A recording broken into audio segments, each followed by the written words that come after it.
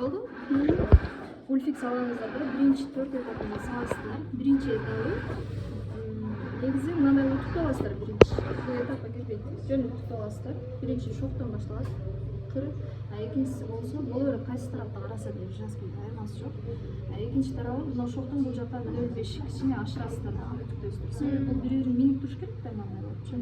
Ошондуктан мына 0,5 ашырган жагыңыздарга биринчи этабы замокты кошуп туруп 0,1ден тип аласыздар.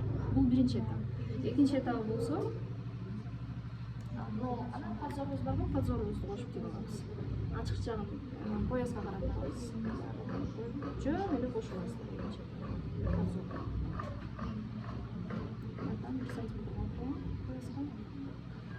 Бул жактан 2,5 сантиметр калсын.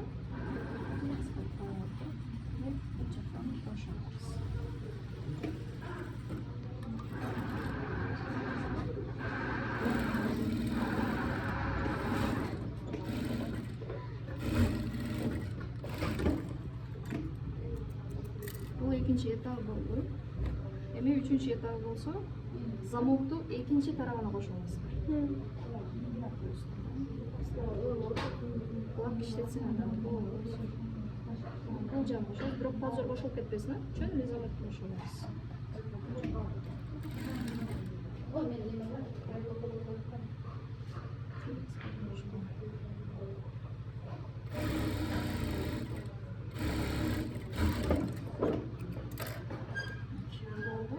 Эми үчүнчү этабы болсо, төртүнчү этапка келип, акыркы этапка. Акыркы этабын үстүнө эле шоктун да берип туруп иштетебиз. Шок болот го, күзүктөр билесиңизби? Ошонусу. Жөн эле бириктирип батырына керекпи? Ооба. Менен жөн эле кошобуз, бирок мына подзор кошулбаш керек да. Жерден дагы сызып алабыз. Арен. Сызып алганыбызда бул жагына 1,5-3 сантиметр болуш керек. 2,5-3 сантиметр.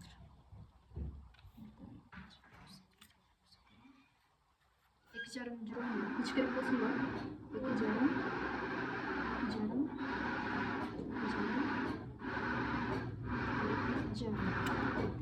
Сызып алган. Шунусунан баштап туруп сызып келесиз. Мына шок турат го. Шокко келгенде алган эле туруп кетесиз. Тип атканыбызда эми. А берки обычный эмне тиксеңиздер ham болот. Себеби эки жактан мына кармап берип турат ошол. Подзорду кошуп алабыз.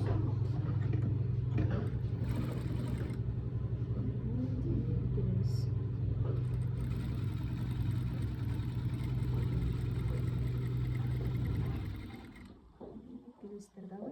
Алаң жерине келгенде кичине закреп коюп алып турабыз да. Подзорду кошуп коебуз. Себеби нарак тарапка чыгып кетпеш. Üstüne закреп коебуз да, ошол жерде Аваны кылып атканыңыздарда лапканы көтөрөсүздөр, ийнени көтөрбөңүздөр.